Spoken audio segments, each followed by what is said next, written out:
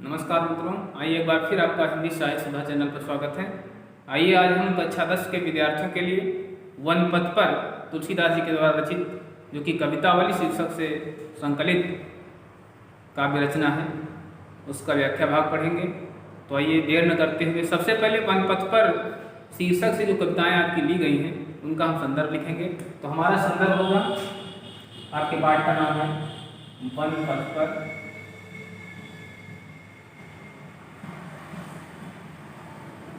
और इसका आपका संदर्भ होगा प्रस्तुत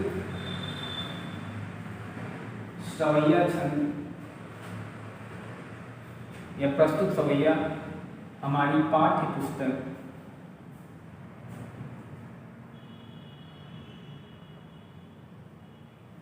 हिंदी के काव्य खंड से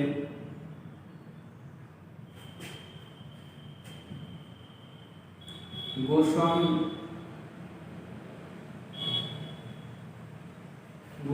तुलसीदास जी द्वारा रचित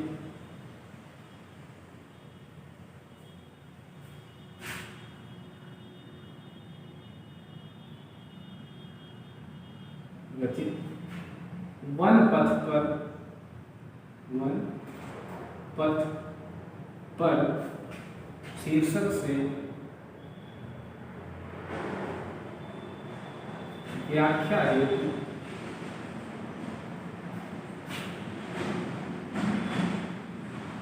संकलित है।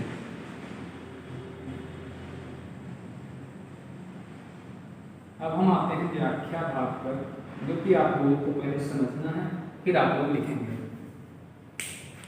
हमारा पहला सवैया है पुरते निकसी रघुबीर बधु धरि धीर दये मग में डग दोय, झलकी भरी भाल कनी जल की पुट्टी सूखी गए अधरा धर गए, फिर बूझती हैं चलनो अब केतिक पर्ण कुटी करी हो कित होए, उतिय की लखी आतुर तापिय की अखियां अति चारु चली जल चुए।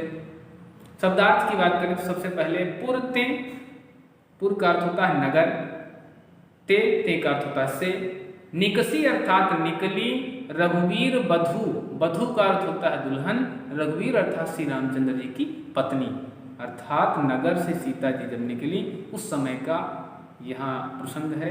अर्थात जब रामचंद्र जी को वनवास दे दिया गया, उनके साथ माता सीता और लक्ष्मण भी वन को गए, तो यह ऐसा अवसर है जब अयोध्या से निकले हैं राम, सीता और लक्ष्मण, तो रास्ते में कहाँ जा रहे हैं, क्या उनकी स्थिति है, उस स्थिति का बड़ा ही सुंदर और मनोरम वर्णन तुलसीदास जी के द्वारा किया गया है।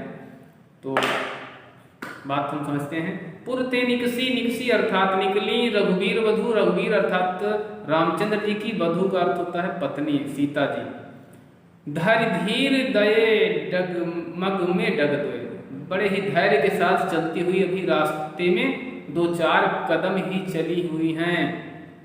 डग द्वय, डग का अर्थ होता है पांव, मग का अर्थ होता है मार दिया रास्ता।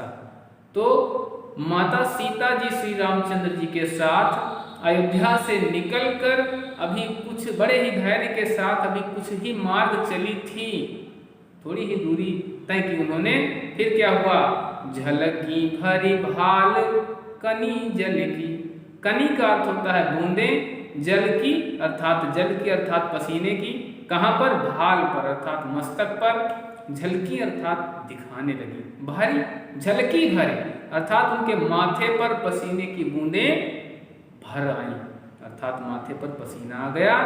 और क्या हुआ, पुट सूख गए मधुराधर द्वय, पुट का अर्थ होता है जोड़ा, सूख गए, पुट का अर्थ होता है जोड़ा, अर्थात दोनों अधर, ऊपर और नीचे के दोनों अधर, क्या हुआ, बड़े ही मधुर अधर उनके सूख गए, अर्थात होठों पर मलिनता आ गई, माता सीता के होठ सूख गए। तो फिर क्या कहती हैं, फिर बूझती हैं अर्थात पूछती हैं, क्या पूछती हैं, फिर बूझती हैं चलनो अब केतिक, अब पूछती, केतिक का अर्थ होता है कितना, केतिक का अर्थ होता है कितना। श्री रामचंद्र जी से माता सीता पूछती हैं कि अब कितना चलना है, अभी कितना चलना है। पर्णकुटी करिहो कि तु है, पर्णकुटी अर्थात घास फूस की झोपड़ी, करिहो कि तु है, कहाँ पर बनाओगे, कहाँ पर निर्माण करोगे। अर्थात हे प्रभु अभी कितना चलना है और घास फूस की झोपड़ी अभी कहाँ पर बनाओगे। फिर क्या होता है, तिय की लखी आतुरता पिय की, तिय का अर्थ होता है स्त्री की, लक्ष्य माने देख करके, आतुरता अर्थात व्याकुलता को, आँखियाँ आती, आँखियाँ आँखें आती माने दुखी हो गई, चाल चली जो जल चुए, और उन सुंदर आंखों में आंसू आ गए। चारू चली बहने लगी, जल चुए जल की बूंदें। अब पूरा अर्थ समझते हैं कि श्री रामचंद्र जी के साथ माता सीता वन को जाते समय अयोध्या से निकलकर मार्ग में कुछ ही दूरी चली थी कि उनके माथे पर पसीने की बूंदें झलकने लगी और उनके सुंदर मधुर ओठ सूख गए। फिर सीता जी प्रभु राम से पूछती हैं कि हे प्रभु अभी कितना चलना है, हे प्रभु अभी कितना चलना है, हम अपनी पर्णकुटी अर्थात अपनी फूस की झोपड़ी कहाँ पर बनाएंगे। प्रभु श्री रामचंद्र जी अपनी पत्नी की व्याकुलता को देख करके बड़े ही दुखी हो जाते हैं और उनकी आंखों से आंसू की बूंदें बहने लगती हैं। तो आइए काव्यगत सौंदर्य की बात करते हैं। तो काव्यगत सौंदर्य आपका है, काव्यगत सौंदर्य व्याख्या भाग में बता दिया है, आप लोग व्याख्या के स्थान पर व्याख्या लिख सकते हैं। काव्यगत सौंदर्य के अंतर्गत आता है सबसे पहला होता है रस। यहाँ पर आपका संयोग श्रृंगार रस है, तो रस है संयोग श्रृंगार। दूसरा आता है आपका छंद, छंद है आपका सवैया छंद।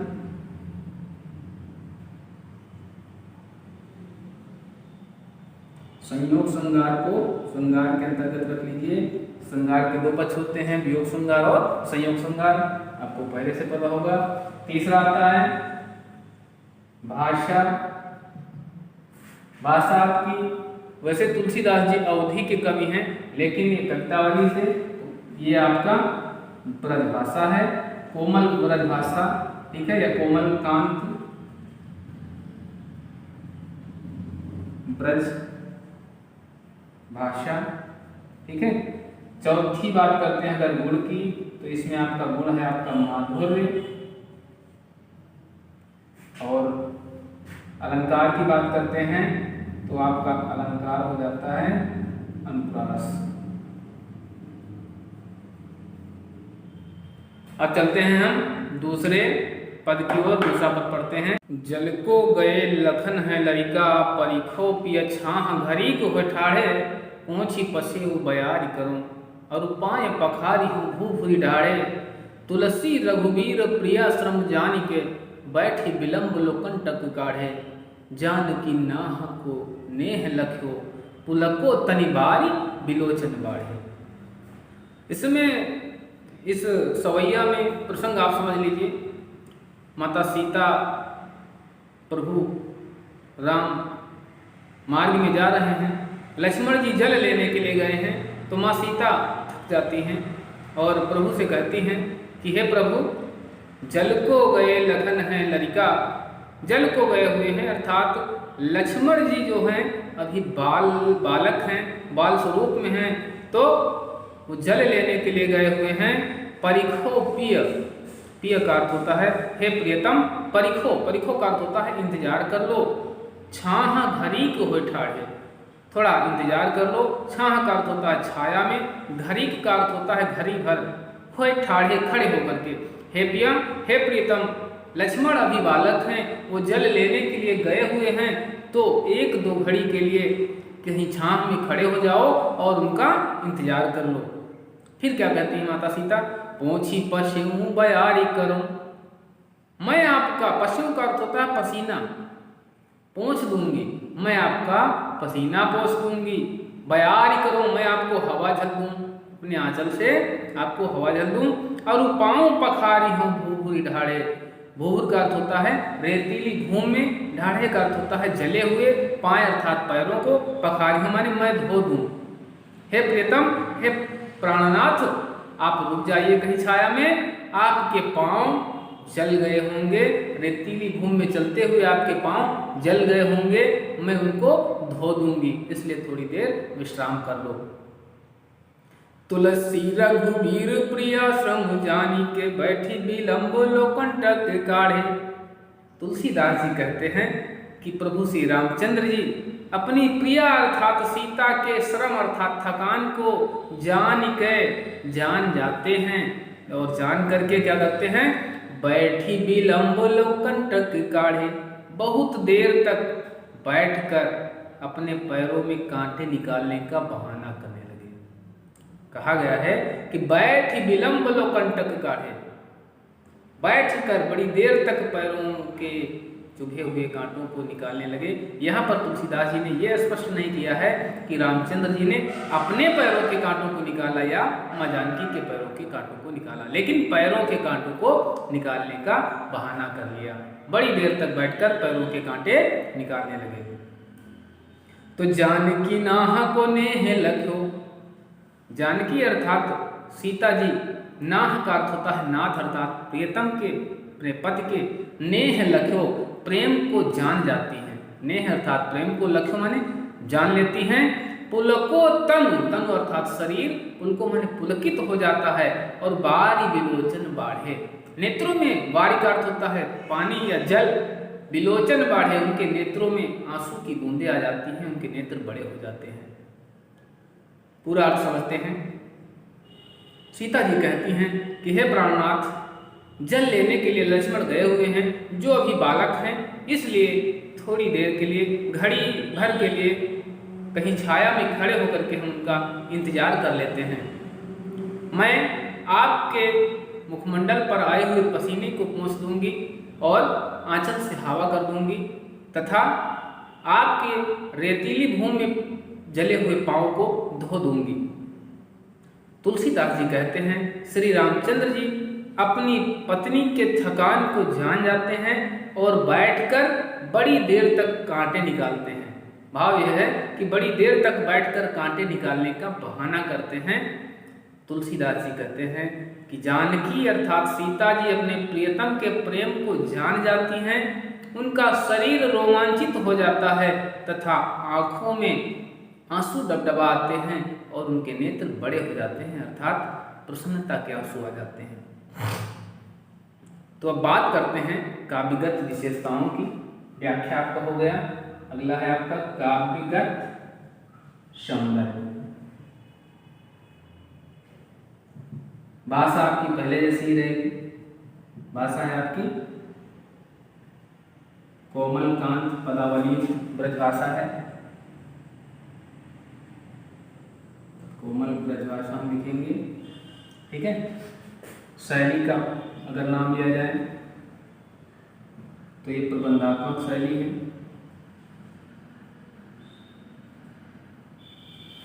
ठीक है। तीसरा है रस, आपका रस हो जाएगा श्रृंगार, श्रृंगार का संयोग श्रृंगार है, जिसको हम संभोग श्रृंगार के नाम से भी जानते हैं। चौथा है छंद, आपका छंद आपका आता है सवैया, 21 मात्राओं से लेकर के 28 मात्राओं के बीच का छंद होता है सवैया छंद। पांचवा नाम लेते हैं हम अलंकार का, अलंकार आपका अनुप्रास है, अनुप्रास का अंत्य अनुप्रास है। तो अब हम पहुंचते हैं तीसरे सवैया छंद की ओर। कि रानी मैं जानी अजानी महापपी पाहन हूँ तो कठोर हियो है, और राजहु काजू अकाज न जानो कहोती को जिन कान कियो है। ओ ऐसी मनोहरी मूर्ति बिछुरे कैसे प्रीतम लोग जियो है, आखिन में सखी राखी बेजोग इन्हें किमी के बनिवास दियो है। आइए इस सवैया का प्रसंग समझते हैं।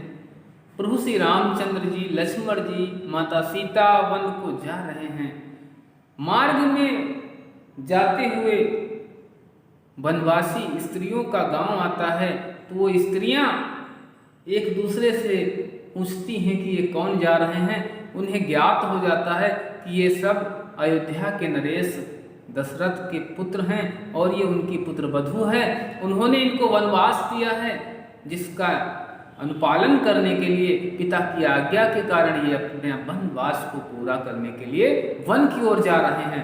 तो एक वनवासी स्त्री कहती है कि रानी मैं जानी अजानी महा, कहा उस रानी के कहने से इनको वनवास दिया गया है। मैं जानती हूँ कि वो रानी महा अजानी, अजानी का अर्थ होता है अज्ञानी है। मैं जानती हूँ वो रानी महान अज्ञानी रानी है।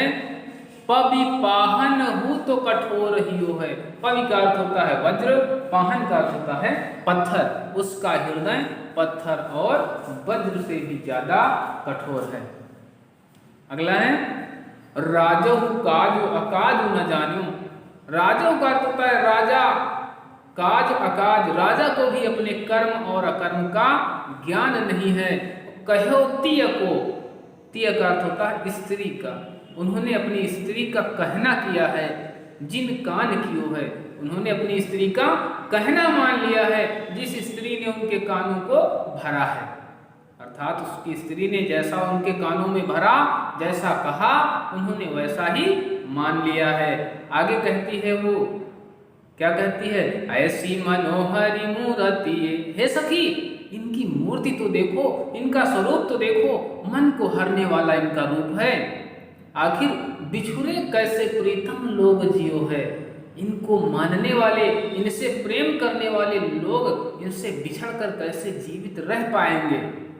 हे सखी आँखिन में सखी राखी वो जोग। अरे ये तो आंखों में बसाने योग्य हैं, ये तो आंखों में बसाने की योग्य हैं। इन्हें खिमी के वनवास दिए हो है। अरे इन्हें क्यों वनवास दिया गया है, इनको वनवास महाराजा ने क्यों दे दिया है। आइए पूरा अर्थ समझते हैं। मार्ग में राम सीता लक्ष्मण के जाते समय वनवासी स्त्रियां इनकी मूर्ति को, इनकी सौम्यता को देखकर कहती हैं कि हे सखी जिस रानी ने इनको वनवास दिया है वो वास्तव में महाअज्ञानी रानी है। उसका हृदय वज्र और पत्थर से भी ज्यादा कठोर है तथा राजा को भी अपने कर्म और अकर्म का ज्ञान नहीं है। उनकी पत्नी ने जैसे उनके कानों को भरा है, उन्होंने अपनी पत्नी के कहे अनुसार सारा कार्य किया है। अरे इनका स्वरूप तो देखो, इनकी मनोहर मूर्ति मन में, आंखों में बसाने की योग्य है। आखिर इनके प्रीतम जन अर्थात इनसे प्रेम करने वाले लोग इनसे बिछड़ कर कैसे जीवित रहेंगे। हे सखी इनका स्वरूप और ये आंखों में बसाने योग्य हैं। आखिर राजा ने इनको वनवास क्यों दे दिया है। आइए अब काव्यगत सौंदर्य की ओर बात करते हैं। तो काव्य सौंदर्य का स्वरूप जान लेते हैं। व्याख्या आप लोग हमारे शब्दों को सुन करके लिख सकते हैं। नंबर 1 आपका आता है भाषा, भाषा की हो जाएगी ब्रज, ठीक है। दूसरा हो जाएगा छंद, छंद आपका सवैया। तीसरा आपका आ जाता है रस, रस आपका श्रृंगार, संयोग श्रृंगार। चौथा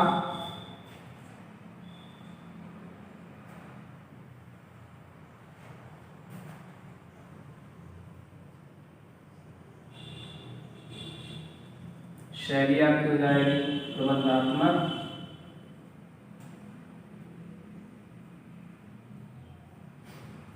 पांचवें की बात करते हैं, गुण की बात करते हैं तो गुण आपका माधुर्य गुण से परिपूर्ण है।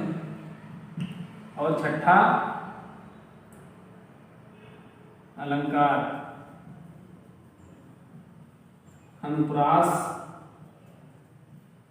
और एक आश्चर्य अलंकार भी होता है, आश्चर्य। अगर और विशेष आप लिखना चाहते हैं तो आप इसमें विशेष लिख सकते हैं कि प्रस्तुत सवैया में आश्चर्य बोध की अभिव्यंजना की गई है। अर्थात वनवासी स्त्रियों के द्वारा आश्चर्य का बोध किया जा रहा है, इसलिए आश्चर्य बोध की अभिव्यंजना भी हो गई। तो काव्य सौंदर्य के तत्व हो गए। अब पहुंचते हैं हम आपके चौथे पद की ओर। चौथा पद है हमारा कि शीस जटाउर बाहु विशाल बिलोचन लाल तिरछी सी भौं है। तून शरासन वान धरे तुलसी वन मार्ग में सुठी सो है। सादर बारही बार शोभाय चित तुम त्यो हमारो मन मोहे। पूछती ग्राम वधु सिय सो कहो सावर से सखी रावर को है। शीस जटा उर बाहु विशाल विलोचन लाल तिरछी सी भौहें। वनवासी स्त्रियां सीता जी से उनके पति के विषय में पूछती हुई कहती हैं कि हे सखी, ये जो सिर पर जटाएं धारण किए हुए हैं, शीस जटा सिर पर जटाएं धारण किए हुए हैं, उर बाहु विशाल, उर का अर्थ होता है हृदय अर्थात वक्षस्थल जिनका, और बाहु का अर्थ होता है भुजाएं। विशाल माने बड़ी हैं, जिनका वक्षस्थल और भुजाएं बड़ी हैं। विलोचन लाल, जिनके विलोचन अर्थात नेत्र लाल हैं, तथा तिरछी सी भौहें, तथा भौहें उनकी तिरछी बनी हुई हैं। तून शरासन बाण धरे, तूण का अर्थ होता है तुंडीर, शरासन का अर्थ होता है धनुष, बाण का अर्थ होता है बाण, जो कि तुंडीर धनुष और बाणों को धारण किए हुए हैं। तुलसी वन मार्ग में सुठी सो हैं, वो जो वन मार्ग में जा रहे हैं वो, सीता जी थोड़ा पीछे हैं, आगे आगे रामचंद्र जी और लक्ष्मण जी जा रहे हैं। तो वो सखियां पूछती हैं, वनवासी स्त्रियां पूछती हैं कि सागर बारही बार शोभाय चित तुम त्यो हमारो मन मोहे। कहा रे, इनको बारंबार प्रणाम है, इनके स्वभाव तो हमारे चित्त को और हमारे मन को मोहित कर रहा है। तुम्हारा स्वभाव हमारे चित्त को, हमारे मन को मोहित कर रहा है। तुलसीदास जी कहते हैं कि पूछती ग्राम बधु सिय सुन, सो का अर्थ होता है से, सिया से अर्थात सीता से, ग्राम बधु गांव की स्त्रियां पूछती हैं। पूछती ग्राम बधु सिय सुन, गांव की स्त्रियां सीता जी से पूछती हैं कि कहो सांवरे से, कहो सांवरे से, कौन? सांवले वाले अर्थात राम की ओर इशारा करते हैं कि हे सखी, वो सांवले से, सखी सांवरों से रावरे को है। रावरे अर्थात राउर, राउर का अर्थ होता है तुम्हारे या आपके। वो जो सांवले वाले हैं वो तुम्हारे कौन हैं? बड़ा ही सुंदर तरीके से ग्रामीण स्त्रियों के द्वारा पूछा गया है। आइए पूरा अर्थ समझते हैं। वनवासी स्त्रियां कहती हैं, सिर पर जटाओं को धारण किए हुए हैं, वक्षस्थल तथा भुजाएं जिनकी विशाल हैं, नेत्र लाल हैं तथा सुंदर तिरछी भौहें हैं, तुंडीर धनुष और बाण को धारण किए हुए हैं, तथा वो वन के मार्ग में जा रहे हैं। बड़े ही आदर के साथ बार बार सीता जी से वनवासी स्त्रियां पूछती हैं कि तुम्हारा चित्त और तुम्हारे प्रियतम ये सब हमको मोहित कर रहे हैं, ये सब हमारे मन को और चित्त को मोहित कर रहे हैं। तो गांव की स्त्रियां पूछती हैं सीता से कि हे सखी, हे सखी, वो जो सांवले वाले हैं वो तुम्हारे कौन हैं? फिर क्या होता है? चौथा और पांचवा जो सवैया है, ये दोनों एक दूसरे से जुड़े हुए हैं, दोनों का प्रसंग एक जैसा है। तो आइए इसी समय पांचवें को भी हम पढ़ लेते हैं।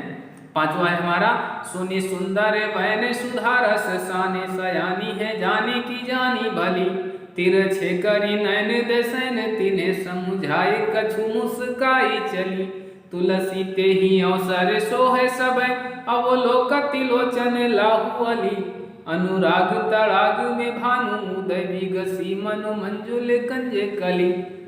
बिगसी मनो मंजुल कंज कली, यहाँ पर संभावना व्यक्त की गई है, उत्प्रेक्षा अलंकार है। तो आइए पांचवा समझते हैं। सुनि सुंदर बैन सुधा रस साने, उन ग्रामीण स्त्रियों के सुंदर वचनों को, अमृत तत्व से सने हुए वचनों को, उन वचनों को सुन करके सीता जी को आनंद आ गया, जैसे वो वचन अमृत के हों।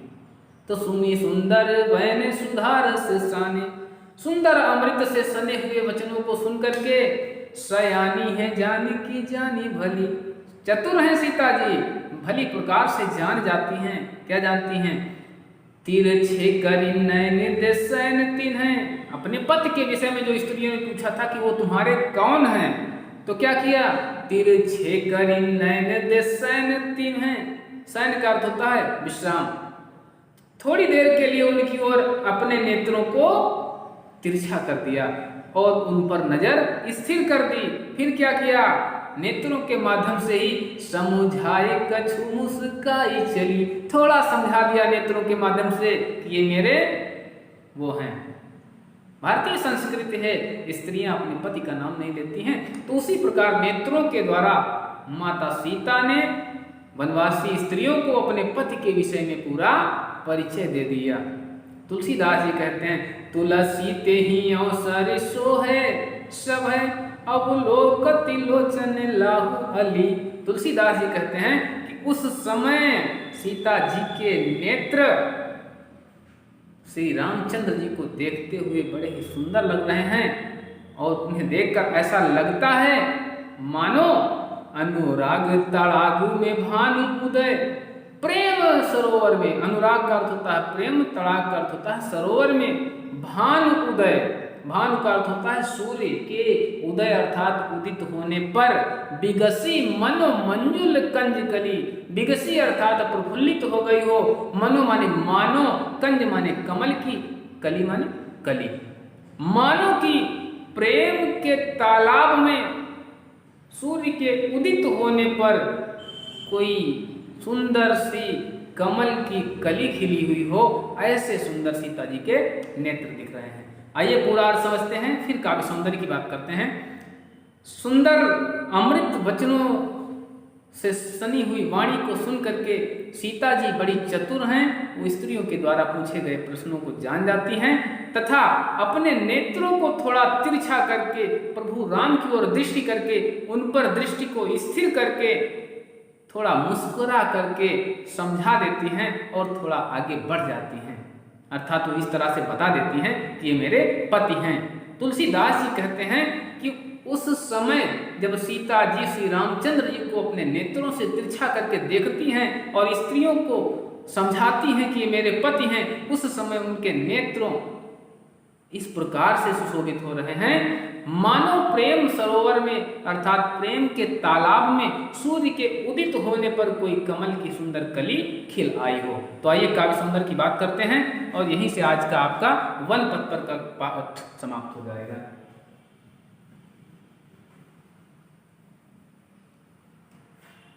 प्यारे विद्यार्थियों, आपका इस पद का नंबर के साथ चलते हैं। आपका रस है श्रृंगार, श्रृंगार रस का संयोग पक्ष है, बड़ा ही सुंदर वर्णन किया गया है। दूसरी बात करते हैं छंद की, छंद आपका सवैया है।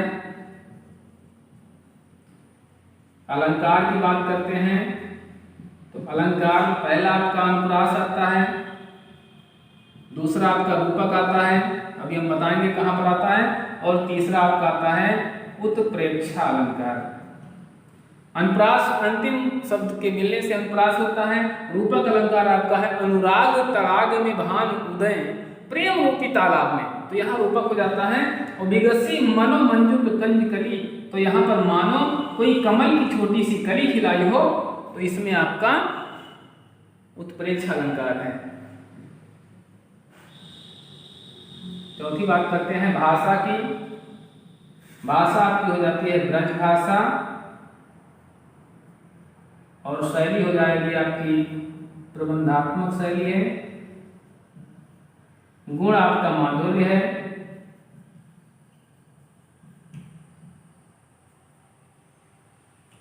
तो दोस्तों, मेरे द्वारा बनाया गया ये वीडियो आपको कैसा लगा? यदि वीडियो आपको अच्छा लगता है तो प्लीज़ मेरे वीडियो को शेयर करिए, चैनल को सब्सक्राइब करिए, लाइक करिए और यदि कोई समस्या हो तो कमेंट बॉक्स में जरूर लिखिए। मिलते हैं नए वीडियो के साथ, तब तक के लिए नमस्कार।